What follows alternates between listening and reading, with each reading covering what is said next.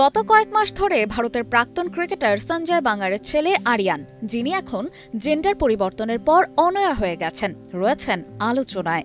তিনি সোশ্যাল মিডিয়ায় একাধিক ভিডিও পোস্ট করে নিজের পরিবর্তনের খবর ভাগ করে নিয়েছেন আগেই।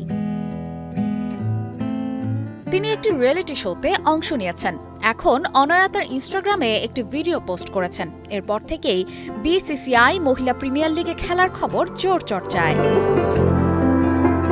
তার বাবা সঞ্জয় বাঙ্গার আরসিবি এর কোচ হিসেবে কাজ করেছেন আগেও, তাই ধারণা করা হচ্ছে যে অনয়াও এই দলে খেলতে পারেন। যে ভিডিও সামনে এসেছে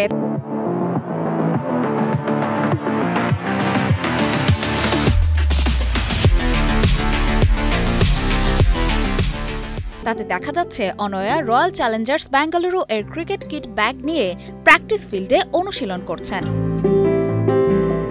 এই ভিডিও ভক্তদের মধ্যে ব্যাপক জল্পনা সৃষ্টি করেছে, তাই আসন্ন মহিলা প্রিমিয়ার লিগে আরসিবি মহিলা দলে যোগ দিতে পারেন। কয়েকদিন আগেই অনয়া ঘোষণা করেছিলেন তিনি তার জেন্ডার রিঅ্যাসাইনমেন্ট সার্জারির পর পুরোপুরি সুস্থ।